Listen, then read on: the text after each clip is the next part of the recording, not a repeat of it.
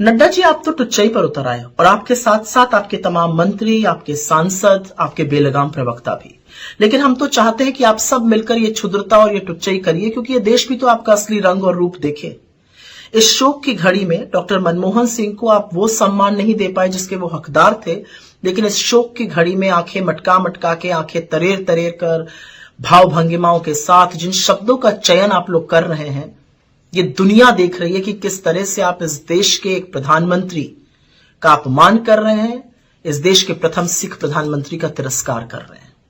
किसी ने ठीक ही कहा था कि छोटे मन के लोगों से बड़ी राजनीति की अपेक्षा करना तो दूर की बात है, वक्त पड़ने पर उनसे बड़प्पन की उम्मीद करना भी बेमानी है। सरदार मनमोहन सिंह इस देश के सिर्फ प्रथम सिख प्रधानमंत्री नहीं थे, वो विश्व विख्यात के अर्थशास्त्री थे, उत्कृष्ट अर्थशास्त्री थे, शालीन व्यक्तित्व के धनी थे, एक परिपक्व राजनेता थे जिन्होंने देश का परचम दुनिया भर में लहराया। और ऐसे में निगम बोध घाट पर उनका अंतिम संस्कार करके, जहां पर किसी भी पूर्व प्रधानमंत्री का अंतिम संस्कार नहीं हुआ, इंक्लूडिंग अटल जी का, जिनका आपने स्मृति स्थल पर अंतिम संस्कार किया और वहीं पर उनका स्मारक बना, ये करके आपने दिखा दिया कि इस देश के प्रथम सिख प्रधानमंत्री के लिए आपके मन में तनिक भर भी, रत्ती भर भी इज्जत और सम्मान नहीं है। कुछ बातें हैं जो हम लोग कहना नहीं चाहते थे, लेकिन आपने कोई चारा नहीं छोड़ा है और कहनी पड़ेंगी, और क्योंकि छेड़ दिया है तो सुनिए इस बात को, और ये देश को भी समझ में आनी चाहिए। डीडी न्यूज ने डॉक्टर साहब के अंतिम संस्कार का लाइव प्रसारण तब शुरू किया जब नरेंद्र मोदी निगम बोध घाट पहुंच गए।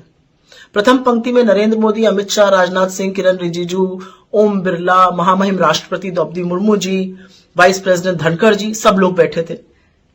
बमुश्किल 2 या 3 कुर्सियां उनके परिवार के लिए थी और परिवार में उनकी बेटियां आगे बैठ भी नहीं पाई। मुश्किल से 1 कुर्सी कांग्रेस अध्यक्ष और नेता प्रतिपक्ष राज्यसभा खरगे जी के लिए थी। नेता प्रतिपक्ष लोकसभा राहुल जी के लिए कोई कुर्सी भी नहीं थी। जगह इतनी तंग थी कि उनका परिवार, अधिकांश परिवार चिता तक भी नहीं पहुंच पाए और बहुत सारे परिवार के लोग अपनी पुष्पांजलि भी नहीं अर्पित कर पाए। जनमानस को तो निगमबोध घाट के गेट तक नहीं आने दिया गया, उनको सड़कों पर ही श्रद्धांजलि अर्पित करके अपने मन को समझाना पड़ा। जो विदेशी राजनयिक थे वो इतने पीछे बैठे थे कि उनको वहां से कुछ दिख भी नहीं रहा था, इतनी तंग जगह थी। और जो डीडी न्यूज का कैमरा था उसका सारा फोकस मोदी जी पर था। परिवार ही नदारद था, तो ऐसे में ये उम्मीद करना कि राहुल जी या सोनिया जी या खरगे जी को दिखाया जाएगा, ये भी बेमानी है। और उसी के दौरान, मतलब कितनी बड़ी विडंबना है कि जब डॉक्टर साहब को गार्ड ऑफ ऑनर मिल रहा था तो डीडी न्यूज का कैमरा और ये देश नरेंद्र मोदी जी की शक्ल देख रहा था, उन पर फोकस था। और उसके बाद बीजेपी की जाहिल लोग, आपके समर्थक, ये तक कहते हैं कि जिन राहुल गांधी जी ने डॉक्टर साहब को कंधा दिया वो अंत्येष्टि में शामिल नहीं हुए। खैर, आज वो दिन नहीं है कि ऐसे जाहिलों के साथ हम उलझे या उनको हम प्रत्युत्तर दें या उनको एक्सप्लेनेशन दें, वो हम करेंगे भी नहीं। लेकिन उस पंक्ति में बैठे हुए, उस अग्रिम पंक्ति में बैठे हुए भाजपाइयों को देखकर वो सारी बातें बार बार याद आ रही थी जो गलीच बातें इन लोगों ने डॉक्टर साहब के बारे में कही हैं।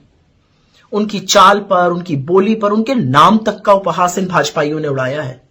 और असलियत यह है कि यह काम खुद नरेंद्र मोदी जी ने किया है। चुनावी मंच से उनको मनमोहन सिंह कहना यह कोई भूला नहीं है। और मैं चाहकर भी नरेंद्र मोदी का सदन में वो वक्तव्य कि डॉक्टर साहब रेनकोट पहनकर नहाते हैं जैसी वाहियात बात अपने मन से भुला नहीं पा रही हूं।